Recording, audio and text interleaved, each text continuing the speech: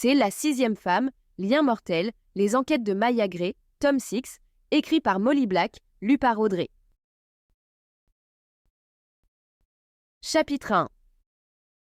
S'il y avait bien une chose que Tommy Delaney ne supportait pas, c'était le manque de rigueur au travail. Les employés qui promettaient monts et merveilles sans jamais se révéler tout à fait à la hauteur de la tâche. Il lui semblait que sa vie entière n'avait été qu'une suite incessante de confrontations avec des fainéants et des incompétents. Enfin, il avait appris il y avait bien longtemps à gérer ce genre d'individus. « Sam, viens voir là !» Debout dans la réserve du Lucky Duck, son bar de Grandstone dans le New Jersey, les yeux fixés sur la pagaille qui s'amoncelait autour de lui, il fulminait. Et Tommy était de ceux qui aimaient faire savoir à leur entourage qu'ils n'étaient pas entièrement satisfaits. Il aimait les regards mêlés de crainte et de respect que cela lui valait. Large d'épaules, les muscles saillants, Tommy avait la carrure imposante. Sous son crâne rasé, ses yeux d'un bleu glacial semblaient au pouvoir lire au fond de l'âme de ses interlocuteurs sans aucun effort de sa part. Un regard implacable qui laissait présager le pire. Tommy portait des costumes sur mesure, fermement convaincu qu'en avoir l'apparence était aussi primordial que la réussite même, mais jamais de cravate, qui risquait de présenter une prise trop facile lorsqu'une discussion en venait aux mains. Une préoccupation importante durant sa jeunesse houleuse et qu'il avait conservée jusque dans la trentaine. Non pas qu'il cherchât particulièrement la bagarre, mais jamais il ne laisserait quiconque entrevoir la moindre faiblesse chez lui. Ce ne serait qu'une porte ouverte à tous les abus. « Sam !» appela-t-il de nouveau. « Je t'ai dit de venir ici. » Un jeune homme d'une vingtaine d'années, cruellement tendance avec sa barbe de hipster, sa chemise de bûcheron et son jean de marque. Si Sam n'avait pas été aussi doué au fourneau, Tommy s'en serait débarrassé depuis belle lurette, sans autre forme de procès. Mais il n'était pas du genre à faire la fine bouche quand un employé compétent se présentait. Sam savait cuisiner et il lui rapportait de l'argent. C'était ce qui comptait, bien davantage que le reste, et Tommy n'avait pas l'intention de le laisser filer. Il voulait seulement lui inculquer quelques notions importantes. « Il y a un problème ?» s'enquit Sam avec une désinvolture qui frôlait la provocation. Il devait pourtant bien le savoir.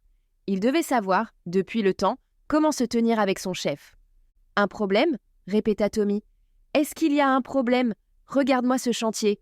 Explique-moi pourquoi rien n'est à sa place. » Les cartons étaient en désordre, sans aucun respect des dates de livraison, certains empilés à même le sol, d'autres qui semblaient avoir été déplacés par un petit malin qui pensait connaître mieux que Tommy la place de chaque chose.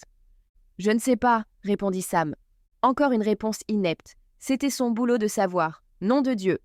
Tommy réagit au quart de tour. Il avait découvert des années plus tôt le pouvoir de sa stature d'armoire à glace sur les esprits de ses clients aussi bien que de ses employés. Elle servait à leur rappeler les différentes tournures que pouvait prendre une simple conversation avec lui. « Tu ne sais pas ?» dit-il en venant se planter fermement devant son cuistot. « C'est tout ce que tu as à dire ? Tu ne sais pas ? » « Qu'est-ce que tu veux que je te dise ?»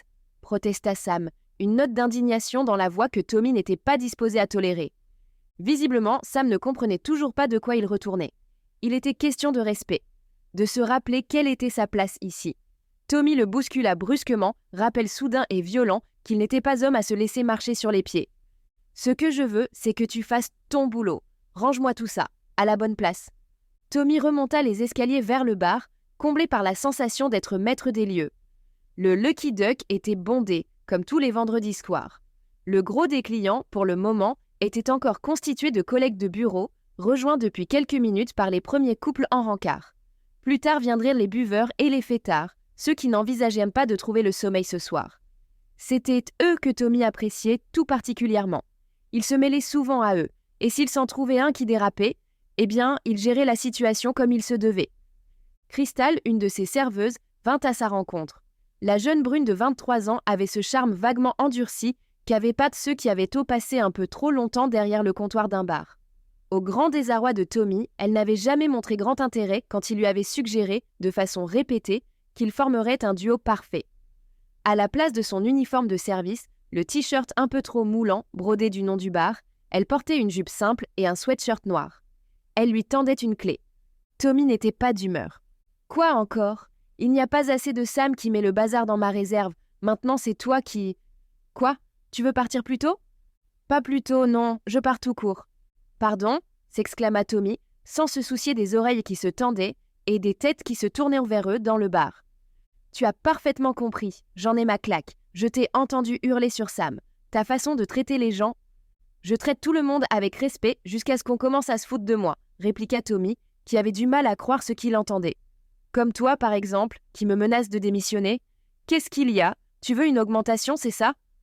Il y a que je n'ai pas à endurer toutes ces conneries, rétorqua sèchement Crystal. Tommy s'approcha de la jeune femme et la toisa de toute sa hauteur, comme Sam quelques minutes plus tôt.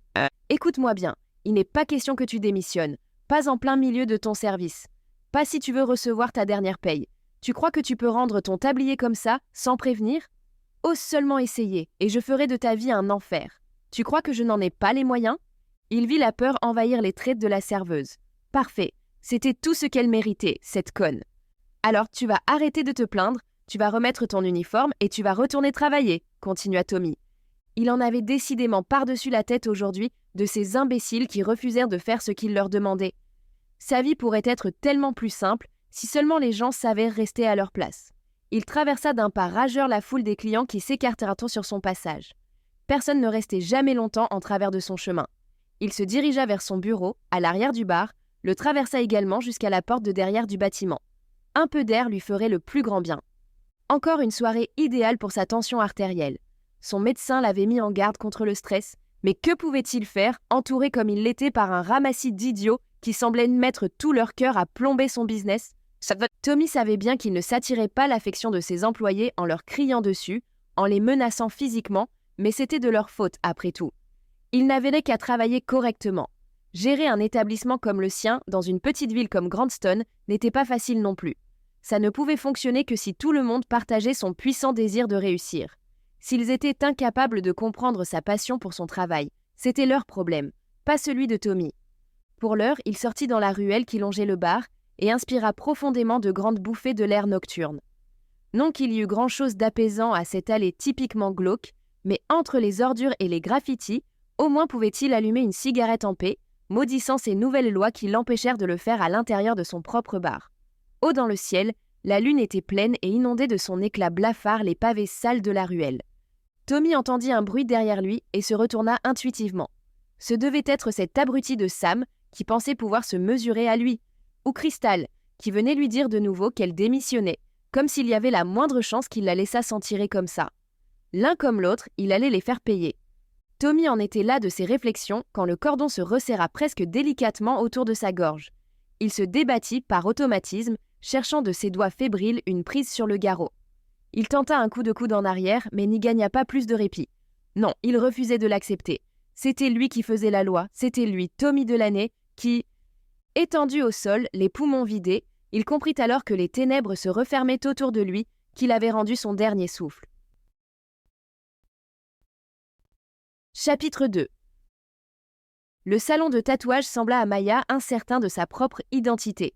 Les portants lourdes cintres, ou pandetto robes rétro et jeans déchirés, suggéraient une friperie vintage, tandis que les discrètes étiquettes de prix sous les sculptures et les tableaux vaguement gothiques accrochés au mur laissaient plutôt penser à une galerie d'art. La devanture de la boutique était éclairée, même en plein jour, de néons vifs et colorés qui attirèrent les clients comme une flamme, autant de papillons de nuit. Il paraissait pour le moins incongru que le tueur de la pleine lune eût choisi celui-ci parmi tous les tatoueurs du pays. Rien de ce qu'elle voyait ne collait avec ce que Maya savait du tueur en série. C'était pourtant ici que Samit, l'expert informatique de sa petite équipe au FBI, l'avait envoyé, et Maya, qui avait déjà eu l'occasion d'être impressionnée par ses compétences, lui faisait confiance. S'il affirmait que c'était ici qu'un individu était venu se faire tatouer le dessin qu'elle savait orner l'avant-bras de l'homme qu'elle recherchait, alors elle ne partirait pas sans en avoir le cœur net. Maya sortit son téléphone prépayé et envoya un message à Marco. Elle avait laissé son portable personnel au bureau, convaincue désormais que le tueur de la pleine lune l'avait mis sur écoute, d'une façon ou d'une autre. Ce qui pouvait s'avérer utile lorsqu'elle avait une information à lui transmettre ou qu'elle voulait lui faire savoir qu'elle avait résolu une de ses énigmes, mais à cet instant précis, c'était de discrétion qu'elle avait besoin. Elle ne pouvait pas le laisser découvrir qu'elle essayait de le retrouver de cette façon. « Je suis arrivée. Je te recontacte quand j'aurai appris quelque chose. » Maya poussa la porte du salon en se demandant à quel point elle avait l'air, ou non, d'une cliente typique des lieux. Grande, sportive, ses traits étaient saisissants sous ses longs cheveux bruns, mais il n'y avait vraiment rien de grunge ou d'alternatif chez elle. Rien en tout cas qui ne laissa penser qu'elle venait se faire tatouer. Elle portait un tailleur tout ce qu'il y avait de plus standard, son arme rangée dans son étui sous sa poitrine, pas une once de maquillage, et encore moins un assortiment de piercings tel que celui qu'arborait la réceptionniste qui l'accueillit. La jeune femme devait avoir à peine plus de 20 ans, ses cheveux teints d'un violet vif, et elle portait une robe noire savamment déchirée. Presque chaque centimètre visible de sa peau était recouvert d'un tatouage. Elle adressa un sourire à Maya. « Bonjour, vous avez un rendez-vous ? Ou vous cherchez notre boutique vintage ?» Maya secoua la tête. Une collection de robes des années 50 était bien la dernière chose qu'il lui fallait. Elle sortit son badge. « Je suis du FBI. Je cherche à identifier un tatouage porté par un suspect qu'un témoin nous a décrit en détail. » La réceptionniste eut l'air brièvement décontenancée, mais elle se ressaisit rapidement. « Un tatouage de gang ?» demanda-t-elle, visiblement curieuse de savoir ce dont il retournait. « Parce que tous nos artistes font très attention à ce qu'ils tatouent. On ne se mêle pas à ce genre d'histoire. » Maya se demanda quelle foi elle devait accorder à cette déclaration. La cellule anti-gang du FBI conservait des dossiers très fournis sur les tatouages d'appartenance aux bandes organisées pour faciliter leur identification, mais il lui semblait peu vraisemblable qu'un petit salon tel que celui-ci disposât du même genre d'archives. Elle doutait même que les artistes fussent capables de reconnaître une marque d'appartenance à un gang lorsqu'un client arrivait avec un dessin. Mais pour l'heure du moins, le crime organisé était le cadet de ses soucis. Le tueur de la pleine lune était l'unique objet de son attention, ainsi que le tatouage que sa sœur avait aperçu sur l'avant-bras de son ravisseur lorsqu'il s'était saisi d'elle. Maya avait obtenu cette information d'une des otages qu'elle était parvenue à faire libérer en résolvant un des crimes non élucidés que le tueur en série lui avait confié. Une otage qu'il n'aurait pas hésité à sacrifier eût-elle échoué. « Pas exactement », répondit-elle à la réceptionniste. « Il s'agit d'un dessin un peu particulier et nos équipes en ont trouvé une photo dans le portfolio d'un de vos artistes. Nous espérons que ça pourrait nous aider à identifier l'individu que nous recherchons. » Maya décida de taire ce qu'elle savait de l'identité de l'individu en question. Ce n'était pas le moment d'ébruiter que le FBI faisait le tour des salons de tatouage à la recherche du tueur de la pleine lune. Cette affaire n'avait aucunement besoin d'attention médiatique quand la moindre information qui lui échappait risquait de revenir tout droit aux oreilles de l'homme au centre de ses investigations. Ce n'était pas comme ça qu'elle aiderait sa sœur et les autres otages à rester en vie. Maya n'en ressentirait que davantage l'impératif de prendre des risques pour les retrouver, risquant à son tour la vie de chacune de ces femmes. La pression était déjà suffisamment forte. Si elle échouait, 6 femmes, sa sœur comprise, allaient en mourir. La réceptionniste avait l'air passablement perturbée par ce que venait de lui dire Maya, mais elle tendit tout de même la main vers un épais classeur posé sur le comptoir, de toute évidence, à l'intention des clients à la recherche d'inspiration. « Vous êtes sûr que c'est un des nôtres ?» tenta-t-elle, comme si elle espérait que Maya avait pu se tromper. « Nos experts ont identifié le dessin sur votre site. Un serpent qui dévore un tatou sous la pleine lune. » Maya vit le visage de la réceptionniste se décomposer quand elle entendit ces mots, sous le choc de la prise de conscience soudaine. Elle avait de toute évidence reconnu la description du tatouage.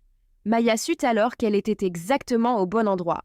« Mon Dieu, c'est l'un de ceux de Charlie, je me rappelle quand il l'a fait. » « Vous rappelez-vous de quoi que ce soit au sujet du client ?» s'enquit Maya. Si elle pouvait n'obtenir ne serait-ce qu'une description, ce serait déjà bien plus que ce qu'elle avait en main pour le moment. Et s'il y avait en plus un nom attaché à cette description, elle tiendrait peut-être enfin le tueur de la pleine lune. Un type d'une trentaine d'années, bien musclé, un physique de lutteur, ou peut-être un ancien soldat, quelque chose du genre. Maya avait déjà formulé cette dernière hypothèse au sujet du ravisseur, en se basant sur les méthodes qu'il avait utilisées pour échapper au FBI, la façon dont il avait attiré les équipes fédérales dans ses pièges, les mines antipersonnelles dont il avait truffé les bâtiments, ses compétences en infiltration et sa connaissance des explosifs, ainsi que le simple fait qu'il était un tueur efficace et dangereux. Tout cela suggérait un professionnalisme et un degré d'entraînement qui allaient bien au-delà de ce dont était capable un tueur en série ordinaire agissant en dilettante. « Vous avez son nom ?» continua Maya. « Je vais vérifier dans le système. Si le rendez-vous a bien été enregistré, il y aura ses coordonnées et les détails du tatouage qu'il voulait. » Le tueur de la pleine lune n'avait pas hésité par le passé à agir sous un faux nom, et il prenait d'ordinaire d'infinies précautions pour protéger son identité. Mais Maya ne voyait pas de raison justifiant une telle prudence dans ce cas précis. Pourquoi s'embarrasser de telles mesures pour un tatouage qui n'avait rien à voir avec ses plus funestes activités ? A fortiori quand user d'une fausse identité pouvait présenter un risque supplémentaire. Non, il y avait bel et bien une chance, aussi mince fût-elle, d'obtenir ici des informations permettant de remonter sa trace. Cette simple idée suffit à éveiller en Maya un espoir que la fin était proche. Elle allait peut-être enfin sauver Megan et les autres otages et livrer à la justice un des plus dangereux tueurs en série du pays. La réceptionniste s'affairait sur son ordinateur et Maya fit le tour du comptoir pour venir regarder anxieusement par-dessus son épaule. Elle allait trouver quelque chose. Elle n'avait pas le choix. Elle n'accepterait pas de s'être lancée dans une nouvelle impasse. Maya repéra ce qu'elle cherchait avant la réceptionniste. Les mots « serpent » et « tatou » se détachèrent de l'écran. Là, s'exclama-t-elle en montrant du doigt le rendez-vous inscrit dans le calendrier. La description était limpide, accompagnée d'une adresse et, plus important encore, d'un nom. Steven Mills. Un instant, Maya ne put détacher son regard de ce nom. Une détermination soudaine l'envahit. Elle avait sous ses yeux ce qu'elle n'avait qu'à peine osé découvrir. Elle connaissait enfin le nom de l'homme qu'elle devait retrouver. Elle connaissait l'identité du tueur de la pleine lune. L'heure était venue d'aller l'arrêter. Ils étaient sur le point d'appréhender le tueur de la pleine lune. Maya aurait préféré agir avec la pleine puissance d'une équipe tactique derrière elle, mais toute activité ressemblant de près ou de loin à la préparation d'une intervention fédérale risquait de mettre la puce à l'oreille du tueur de la pleine lune, et par là même de mettre la vie de Megan en danger. Le ravisseur avait déjà prouvé à plusieurs reprises qu'il n'avait aucun scrupule à s'en prendre à ses captives si le FBI déjouait les règles de son jeu détraqué. Maya avait encore en tête les clichés des blessures infligées à sa sœur après une tentative de capture avortée. Elle devait faire preuve de la plus grande prudence. C'est ainsi qu'elle et Marco se retrouvaient sur une route de campagne, parce que Marco était la seule personne à part elle à qui elle pouvait se fier pour garder le silence sur cette opération. Même à Samit, qui faisait pourtant partie intégrante de leur maigre équipe, elle n'en avait dit mot. Le risque était trop grand qu'il décida d'en parler à Harris, son supérieur au FBI. Marco conduisait, ses traits figés par une détermination presque aussi intense que celle que ressentait Maya. Son collègue était grand, brun, et portait habituellement un pantalon de toile et une veste de sport élimée par-dessus une chemise légèrement froissée qui laissait deviner sa carrure de nageur professionnel. Aujourd'hui, cependant, il portait, tout comme Maya, un gilet tactique. S'il devait en se rendre au devant du danger que représentait le tueur de la pleine lune, il devait se tenir prêt. Il y avait des limites à ce qu'il pouvait anticiper, cela dit. Maya s'était efforcée de résister à l'envie de faire une recherche sur Steven Mills dans la base de données du FBI. Elle ne savait pas avec certitude si le tueur de la pleine lune était capable ou non de surveiller ce genre d'activité, et elle ne voulait pas risquer de l'alerter de leur venue et de lui donner le temps de s'enfuir. Elle et Marco n'avaient donc d'autre choix que de se lancer à l'aveugle, avec pour seules informations sur leur cible celles qui étaient publiquement disponibles. Ils arrivèrent enfin à l'adresse en question, une large bâtisse de plain pied, dressée au milieu d'une étendue déserte à 2 ou 3 kilomètres de la ville la plus proche. La maison semblait à Maya l'endroit idéal où séquestrer des prisonnières sans risque d'être découvert. Marco gara la voiture à une bonne distance de la clôture qui signalait l'entrée de la propriété, derrière un maigre bosquet. Maya ne voulait pas risquer qu'on repérât leur véhicule tandis qu'ils remontaient l'allée. Ils enjambèrent la clôture, armes au poing, scrutant les environs à l'affût de pièges ou de caméras de surveillance. Avec le tueur de la pleine lune, mieux valait s'attendre à tout. S'arc-boutant pour rester aussi invisible que possible, Maya avançait à pas feutrés vers la maison, Marco sur ses talons. Elle lui était reconnaissante de ne pas tenter de prendre les devants. C'était elle qui avait la formation militaire, elle qui avait passé des années en zone de conflit à faire exactement ce qu'il s'apprêtait à faire. Que Marco n'hésita jamais une seconde à s'en remettre au jugement de Maya comptait énormément pour elle. Ils remontèrent l'allée vers le bâtiment. Un vieux pick-up cabossé était garé devant l'entrée. Maya espérait que la présence du véhicule signifiait que Steven Mills était chez lui. Elle voulait l'arrêter. Elle voulait en finir avec cette affaire. Elle continua d'avancer. Alors qu'ils approchaient, la porte d'entrée s'ouvrit. Dans son encadrement apparut un homme de grande taille, large d'épaules, musclé, brun, un fusil de chasse entre ses mains. Un frisson de frayeur traversa Maya quand elle prit conscience qu'il s'était fait repérer. Elle se mit à courir et se jeta derrière le bloc moteur du pick-up. La carrosserie d'un véhicule suffisait rarement à arrêter les balles d'un fusil, mais le moteur et ses composants étaient suffisamment solides pour parer un calibre standard. Un coup de feu retentit dans son dos alors qu'elle s'élançait, mais elle ne sentit pas l'impact. Mills l'avait manqué. Maya se redressa en brandissant son arme sur le suspect, et elle vit Marco qui s'approchait pour l'appréhender par le côté. Maya tira, arrachant un éclat d'écharde au chambranle de la porte tout près de la tête de Mills, qui fit un pas en arrière. « FBI !» lança-t-elle. « Lâchez votre arme !» elle ne voulait pas l'atteindre d'une balle fatale si elle pouvait l'éviter. Elle avait encore besoin de lui pour retrouver les femmes qu'il détenait prisonnières, pour la guider jusqu'à elle. Elle avait besoin de réponses, et elle ne pouvait pas risquer que sa sœur fût enfermée quelque part où elle ne serait jamais retrouvée sans l'aide de son ravisseur. Mais s'il ne lui laissait pas le choix, Maya n'hésiterait pas une seconde à l'abattre. Si elle devait débarrasser le monde d'un tueur en série, elle le ferait sans aucun remords. « Comment ça, FBI ?» répliqua Mills, d'une voix qui trahissait l'incompréhension. Maya n'aurait su dire en cet instant si sa surprise était réelle ou s'il essayait de la faire baisser sa garde. « Nous sommes avec le FBI, Mills, » répondit-elle, « et vous êtes en état d'arrestation pour meurtre. »« Pardon ?» Le choc dans sa voix était total, comme si c'était la dernière chose au monde à laquelle il s'attendait.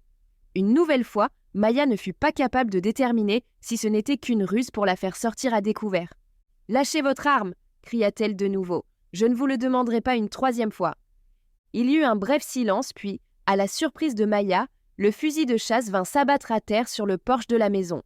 Son propriétaire s'avança à sa suite, main levée. Maya garda son Glock braqué sur lui au cas où s'agissait d'une feinte. « À genoux !» ordonna-t-elle en s'approchant, main derrière la tête. « Je n'ai rien fait !» répondit Mills en obtempérant.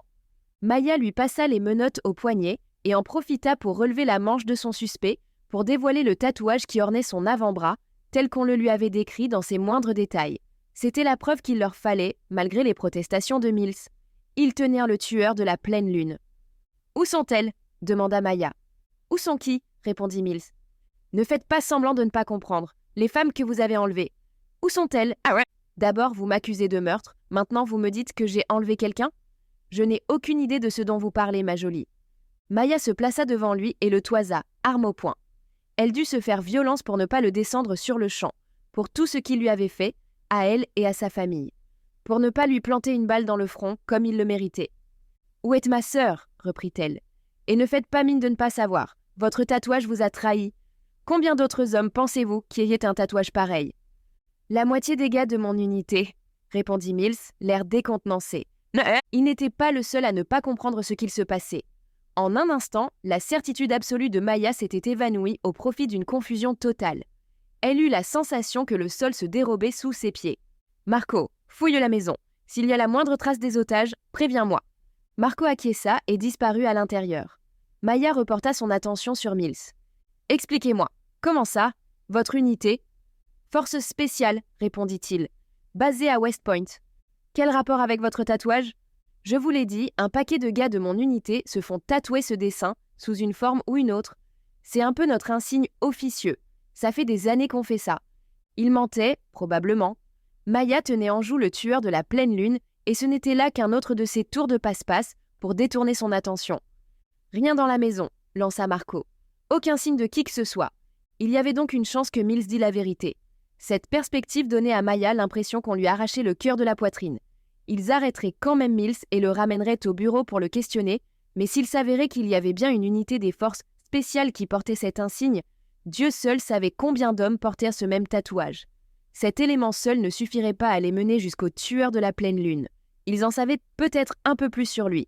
Maya pourrait même mettre à profit ses relations au sein de l'armée, mais même avec ça, elle doutait de pouvoir en tirer quelque chose d'utile. Ses supérieurs allaient être ravis de les voir rentrer au siège du FBI avec leurs nouveaux prisonniers. Chapitre 3. Debout dans la gym qu'elle avait aménagée dans un coin de son appartement, Maya s'efforçait d'évacuer ses frustrations à coups rapides de ses poings gantés, arrachant à chaque impact un bruit sourd et satisfaisant à son punching ball. Depuis qu'elle avait passé le pas de sa porte, Maya avait eu du mal à décompresser. Spartiatement meublé, le coin de gym et son punching ball suspendu comme un balancier au plafond, comme seule touche personnelle, il fallait bien dire que son appartement n'était pas exactement l'endroit le plus reposant du monde. Mais l'état d'agitation de Maya avait davantage à voir avec la tournure désastreuse qu'avaient prise les événements ces dernières heures. Maya se mit à tourner autour du punching ball, envoyant d'abord de simples directs de ses poings. L'image d'un adversaire se dessinait vaguement devant elle, la silhouette du tueur de la pleine lune, dont elle ne connaissait pourtant pas les traits. Stephen Mills était en garde à vue au siège du FBI. Maya ignorait combien de temps il y resterait quand tout ce qu'elle avait pour le relier à toute cette histoire était le tatouage qui ornait son avant-bras. Elle et Marco n'avaient trouvé chez lui aucune trace des femmes enlevées et les coups de feu qu'il avait tirés dans leur direction pouvait aussi bien être suspect que simplement la réaction d'un homme habitué à réagir au quart de tour au danger, qui avait répondu à ce qu'il pensait être une invasion de son domicile. Pire encore, ils venèrent d'avoir la confirmation que le tatouage était bien celui d'une unité militaire. Il y avait donc de très grandes chances que non seulement ils ne tenaient pas là leur tueur en série, mais qu'il y avait en plus des douzaines, voire des centaines, d'autres hommes qui arboraient le même tatouage. Tout cela était frustrant au plus haut point, et cette frustration ne faisait qu'accroître l'intensité des coups de poing de Maya. Tout en frappant son punching ball, elle se mit à penser aux femmes que le tueur de la pleine lune avait enlevées. À présent qu'elle était parvenue à faire libérer plusieurs d'entre elles, Maya en savait plus sur elles, qui elles étaient, ce qu'elles faisaient. Elle avait épinglé des portraits des otages libérés sur un tableau d'affichage dans son bureau, et elle les voyait toujours clairement alignés devant ses yeux, comme si les photos étaient imprimées dans son esprit. Un nouveau direct du droit. Elle laissa ses poings faire ce qu'ils avaient à faire, tandis que ses pensées se tournaient une fois de plus vers les similarités qu'elle avait notées entre les victimes. Toutes jeunes, graciles, une ossature fine et délicate qui leur donnait presque l'apparence de la fragilité. Sa sœur correspondait au profil, ainsi que la plupart des victimes avérées du tueur de la pleine lune, encore que si Maya commençait à comprendre une chose, c'était qu'un bon nombre des crimes attribués au tueur en série étaient en réalité l'œuvre d'autres mains criminelles. Maya commença à intégrer un éventail de coups à son enchaînement et abattit tour à tour sur son punching ball crochet, uppercut et drops, puis ajouta coups de coude, de pied et de genoux.